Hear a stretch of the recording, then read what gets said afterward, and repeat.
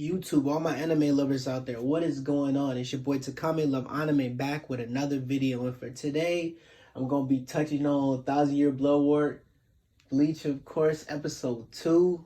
Holy. Can I just start off by saying the opening, fire. Bleach always coming with the fire openings. The opening was amazing. If I'm gonna touch on the opening, I gotta touch on the ending. The ending was amazing. Like, those are always, I said those in episode 1 of this, that the opening and the ending are always something that I look forward to, especially when it comes to Bleach.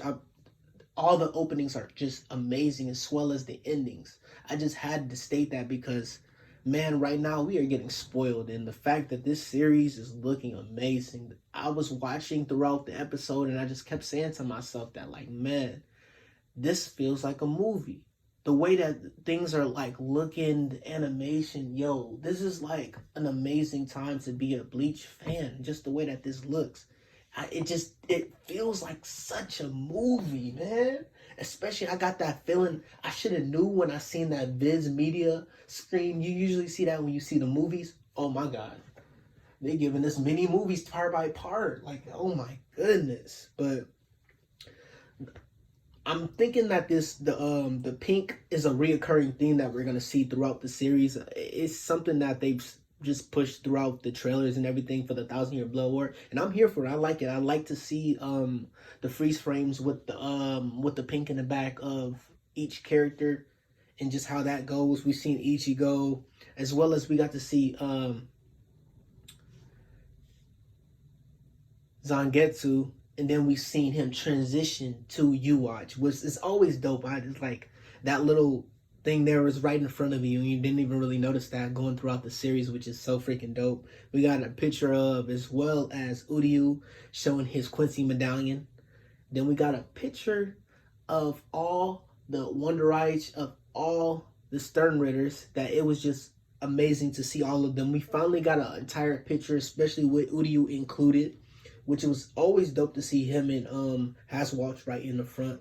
Koromura fighting Bambietta, sorry about that. Fighting Bambietta, Shinsui, and then something that I was so hyped to see up in the opening, Squad Zero. Getting that first little glimpse of Squad Zero before we seen him in the anime is about to be freaking insane. Ichibei and all those, oh my God. And then we get our little picture before it cuts to the episode of Ichigo actually showing like his Shubankai of just having his two swords, which is gonna be definitely something dope to see, especially with the transitions of him going from Shikai to Bankai, which is so freaking dope. But let's get into the episode. We're just gonna talk about it a little bit. I hope that I can actually use these screenshots of the things that I'm talking about. I tried to go through that before. I couldn't find too many great screenshots. Twitter does have some amazing ones on there, so I'll check on there and hopefully I can get those in this video for you. But of course, we pick up where we left off with U-Watch just talking, literally like U-Watch gets the panties wet. What more can I say? This man literally is like, oh, you could predict the future, huh? Oh, so you telling me what you can? Okay, bet. Boom.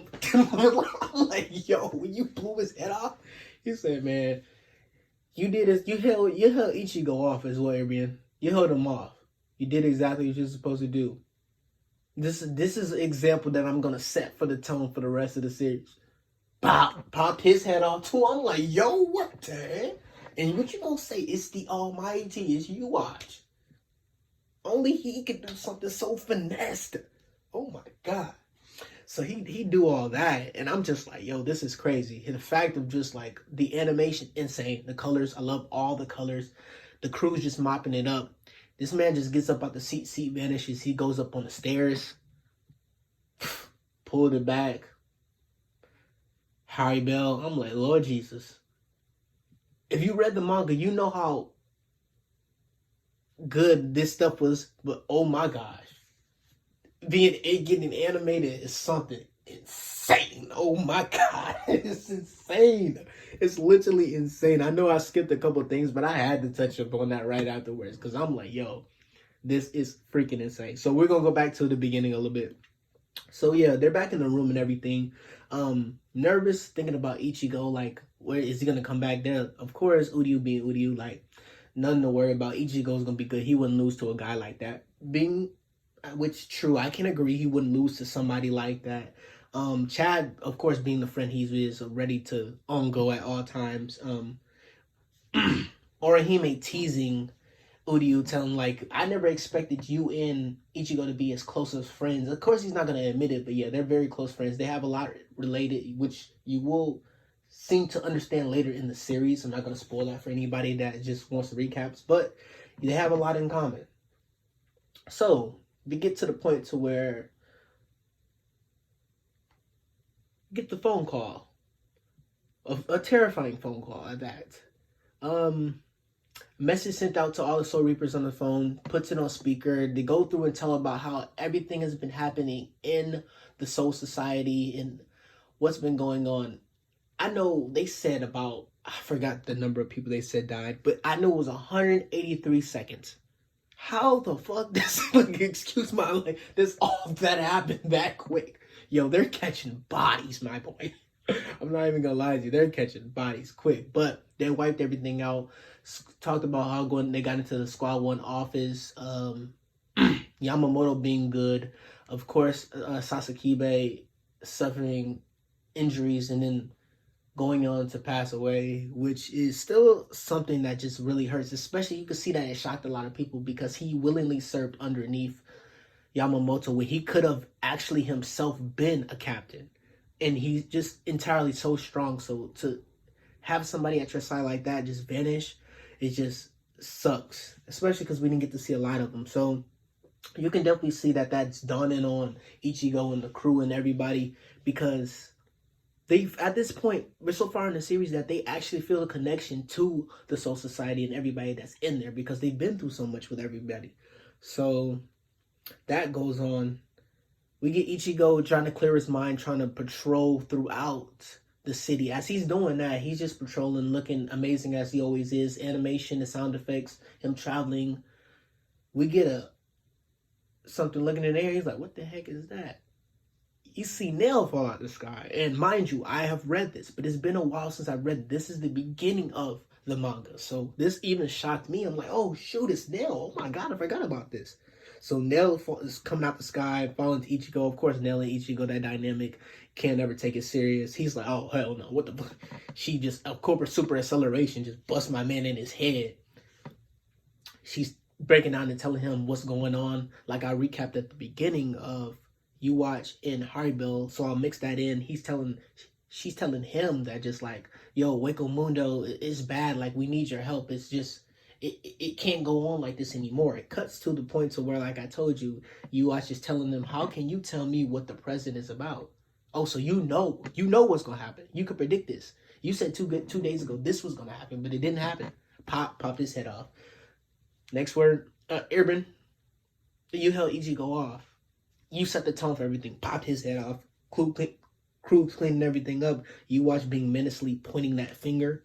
Going up the stairs, like I said, pulling back the curtain, showing Haribel. We get that cut to where Haribel's just completely defeated. You Watch is in the air, just floating menacingly. Why the crowd is at the bottom of all his just army, and I'm just like, yo, this is crazy. The fact that just what they're staring at, you completely can feel the intensity of him just actually being right there. And you're like, yo, there's no way, that there's nothing they can possibly do. I am so shocked that he let them walk and let them go away from free and just taking Haribel. He could have, with just a snap of a finger, could have just obliterated them. But Donachaka was captured.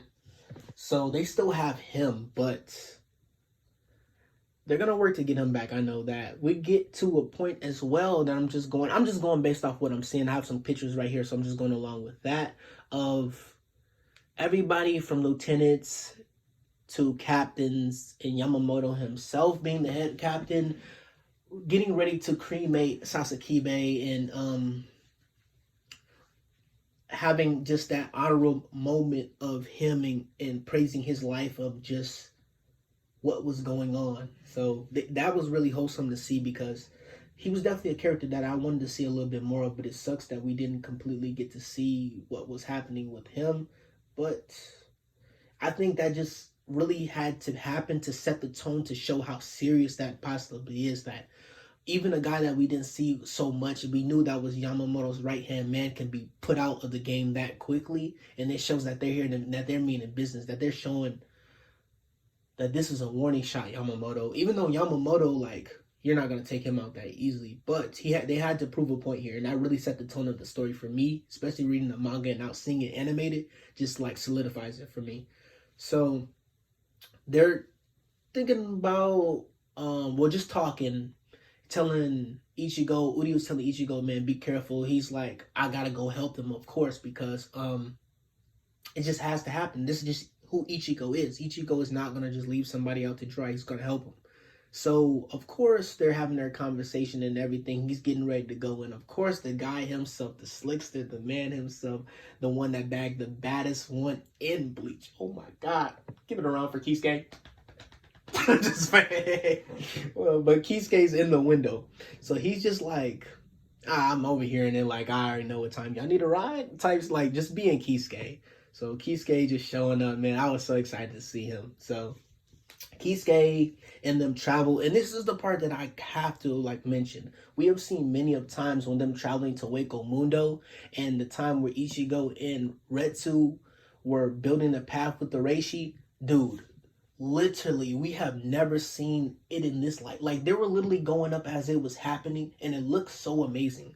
It just reminds me every single time that I see so many parts that I'm just like, yo, this animation is so amazing for a Bleach anime, and I just something that I can't get over it. The translation from all the other seasons to this one is such a masterpiece. Like, I always wanted to go and collect each volume of the season, but this is something that I'm definitely, once this gets, I have to get my hands on this, because this is something that it is like a movie. Like I said, it is amazing. So they're in Wako Mundo now. They're falling out the sky. Nell's losing her goddamn mind. Just saying, this is how they're bringing out. This is how Kisuke rolls. So he's just, they're going out in the air, fall down. They're looking back. A couple of the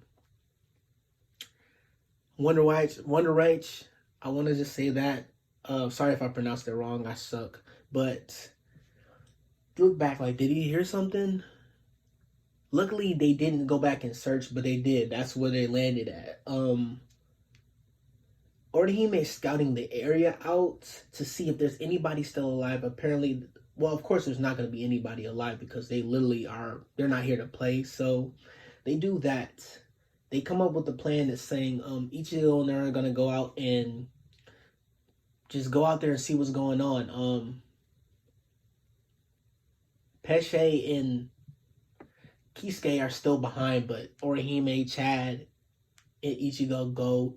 Of course, Uryu does not go because he's a Quincy, and Quincy's do not help around Cars and Hollows because they are supposed to kill them. So he did not come.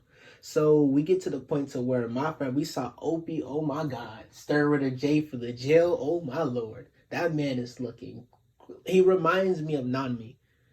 That boy looking fresh. I promise you, in the manga he was looking up, but that man's looking fresh. So he's lining everybody up, telling them if you are strong enough, you will be able to survive. We're gonna test you out. This man just started going on a killing spree, just killing everything. I'm like, yo, what is going on with my boy? He is tripping. That man just out here killing everything. I'm like, yo, he has to relax. But that man he was making a statement. They're like, you think he's gonna keep anybody alive? I'm like, no. He said the same thing. I'm like, yeah, with a like intent like that, you're not keeping anybody alive. So they get down to the line, and at first I thought it was Sun and Apache, but of course it was the two that were Aizen's servants. So they come out the line, and they show you, of course they get a little fancy show they're gonna do. Of course I didn't expect much out of them. So they get washed quickly. I'm not even gonna just play. They got washed quickly. But it was cool to see. So, and then this is where I can't agree. Opie's going off talking about this is what Aizen, like, he ruled here. This, like, talking crazy about Aizen. Don't do that. Don't do it, my boy. Because Aizen really wants to. He really wash you. But he was talking crazy about Aizen. I can't agree about that. But the two servants, yeah, it is what it is. They just love Aizen. He just got that good, I guess. But yeah, he's talking crazy about it. He got to relax on that. So All that happens, and then we get to the part to where I'm like, yo, we see Miller Rose, Sun, and Apache. I'm thrown off by the fact of like, when did Miller Rose get so buff? What's going on? Like, is she like she just been working out throughout the whole time, huh? Since we got to the new season, because I'm like, there's no way she could have been that buff. So we look like I'm just gonna say this right now. Like we got to I seen the ending. She was not that buff. I'm like, yo, how she get so strong? What is going on? But it was good to see all three of them. They looked amazing. You know, like they got their own pink freeze frame, which is very deserving because I'm glad that I saw this part because well they were added because we just never got to really see them in action in a way that was amazing like it is, especially with the new animation. Because before, like, did they really stand a chance when like Iran cars were fighting Cap? Wasn't that amazing in my eyes? But now seeing those three, like it was dope as hell to see. Especially they had Nell shook because she was scared of them, which I could completely understand. Like they're menacing, but Haribo definitely has some good people on her side. I definitely mess with it. So seeing them fight like was amazing, especially with the new animation. I can't get over that. Part where we see Opie and then Sun just being behind. She's like, "You better watch your back." Didn't really phase anything, but it was dope to see her just like kind of just trying to get the jump on them. Didn't do anything. Didn't do much, but they were just going through, just killing everybody, just like taking care of business. Cause like the way they came in, the animation threw me off because I've never seen an animation like that in Bleach before. Tearing everybody apart so quick. I'm like, yo, this is crazy. Like, man, it brings me back to the point when I say this just looks like a movie. So we get to the part at the end where Ichigo's coming down with nails all over his face. He can't possibly see. So he gets to the scene where Opie and Miller Rose, Sun, and Apache were fighting, and of course that they're taken out. And as we cut back to Squad 1 barracks, Akon is talking to all the lieutenants and the captains, well, mostly the captains, and he like gives his information, leaves. Mayuri dismisses him. Mayuri comes in and breaks it down and just says that, reiterate what we thought, that the people that we're dealing with, to be able to get through and not be noticeable, it has to be Quincy's. As he says that, Ichigo meets up with Upi and he sees all the things that were happening there. And boy, oh boy, can I say for episode 3, that fight between those two are going to be amazing because at first Upi had to grow on me. He really had to grow on me. For Jay, the Star Rater J for the jail, he had to really grow on me. But now seeing him now, I really appreciate how he started the series and set the tone for the first major fight, in my opinion. This is going to be a very big fight, so I can't wait to discuss that for the next one. But that concludes it for this video. I was just excited to talk about this. I just had to get this out.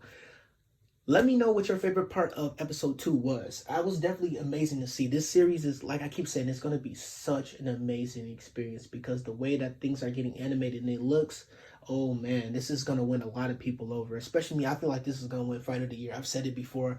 I think the Fight of the Year is going to go between, not going to say it. I was going to say it, but I'll get into that a little bit farther down in the series. But I think it's going to, one of the fights are definitely going to win Fight of the Year. Let me know what you're most anticipated for episode 3. Are you looking forward to that fight? Just drop it down below. It's been your boy Takami Love Anime, and I'm glad that I had this time to spend with y'all and talk about Bleach episode 2 of the 1,000-Year Blood War. Can't wait for episode 3, but when that comes out, I'll see y'all soon. Peace.